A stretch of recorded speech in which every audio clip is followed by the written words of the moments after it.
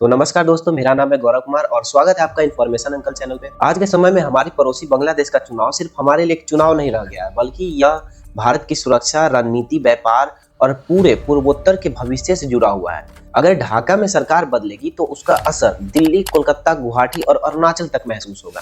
इसीलिए इस वीडियो को ध्यान से देखिएगा, क्योंकि हर एंगल से मैं बात करूंगा चुनाव लेकर के और सुरक्षा को लेकर के इंडिया की। बांग्लादेश में तख्तापलट और शेख हसीना के देश छोड़ने के बाद पहली बार आम चुनाव हुआ है। इन चुनाव में पूर्व प्रधानमंत्री खालिदा जिया के बेटे तारिक रहमान मजबूती दावेदारी पेश कर रहे हैं। लंबे समय तक लंदन में रहने के बाद उनकी अचानक से वापसी एक बांग्लादेश में राजनीतिक माहौल को पूरी तरह से बदल करके रख दी है। उनकी लोकप्रियता तेजी से बढ़ रही, खासकर उन वर्गों में जो पिछले शासन में असंतुष्ट थे।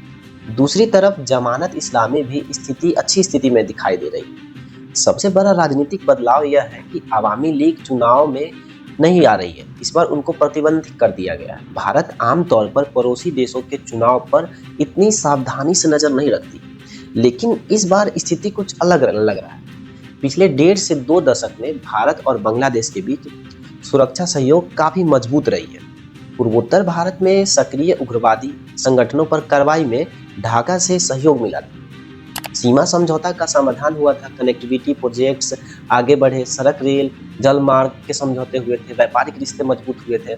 अब यदि ऐसी सरकार आती है जिसमें अवामी लीग नहीं है, तो भारत को बिल्कुल नई राजनीतिक से जूझना पड़ेगा। सबसे बड़ा सवाल यह है कि क्या बीएनपी अपने दम पर सरकार बना पाएगी या उसे जमानत इस्लामी को गठबंधन में शामिल करना पड़ेगा। इतिहास की तरफ अगर देखें तो 2001 से 2006 के बीच जब बीएनपी सत्ता में थी, तब भारत ने आरोप लगाया था कि कुछ पूर्वोत्तर उग्रवादी संगठन को बांग्लादेश में पनाह मिली हुई, उनको जगह मिली हुई है रहने। 2005 में देश भर में समन्वित बम धमाके हुए और 2004 में शेख हसीना की रैली पर ग्रेनेड हमला हुआ था। हालांकि बीएनपी इन आरोप को राजनीतिक बताती है, लेकिन भारत के सुरक्षा तंत्र के लिए वह दौर संवेदनशील माना जाता है और यही कारण है कि नई सरकार की संरचना भारत के लिए बेहद महत्वपूर्ण है। बात करते हैं कि पाकिस्तान और चीन फैक्ट की। अतीत में बीएनपी का झुकाव पाकिस्तान और चीन की ओर अपेक्षाकृत ज्यादा माना जाता है, चीन की तरफ। यदि नई सरकार और भारत के बीच थोड़ी सी गड़बड़ाहट बढ़ती है तो बांग्लादेश निवेश सुरक्षा को लेकर के सीधे चीन की तरफ शिफ्ट हो जाएगी। और चीन पहले ही दक्षिण एशिया में बंदरगाह बना चुका है, अपना इंफ्रास्ट्रक्चर परियोजना के जरिए मौजूदगी बढ़ा चुका है उधर की तरफ।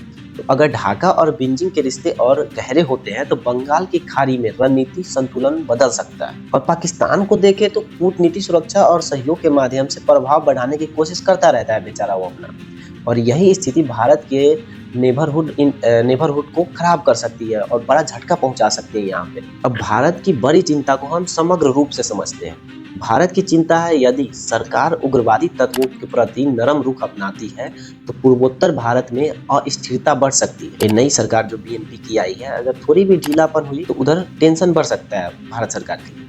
और दूसरी चिंता है कि भारत ने पिछले वर्षों में बांग्लादेश में अरबों डॉलर का निवेश किया है और कनेक्टिविटी प्रोजेक्ट्स और व्यापार समझौते भारत की पूर्वी नीति के लिए बेहद महत्वपूर्ण मानी जाती है। तो यहाँ भी नुकसान का एक दायरा देखा जा सकता है। तीसरी चिंता देखें तो चीन का बढ़ता हुआ दखल अंदाज और संभावित सैन्य सहयोग भारत के लिए चुनौती बन सकता है। और चौथी चिंता जो है वो राजनीतिक प्रभाव की है। यदि दक्षिण एशिया में भारत का प्रभाव घटता है तो क्षेत्रीय संतुलन बदल सकता है। इसीलिए बांग्लादेश का यह चुनाव केवल सत्ता परिवर्तन नहीं है, यह दक्षिण एशिया की भू राजनीति का एक नया अध्याय हो सकता है। अब हमें देखना यह है कि नई सरकार भारत के साथ किस तरीके से पेश आती है, व्यापारिक रिश्ते बनाए रखती है या टकराव की राह चुनती है। रिजल्ट कभी भी आ सकता है इसका, तो आप लोग वेट कीजिए। तो भारत को इस स्थिति में क्या रणनीति अपनानी चाहिए, अपनी राय जरूर बताइए।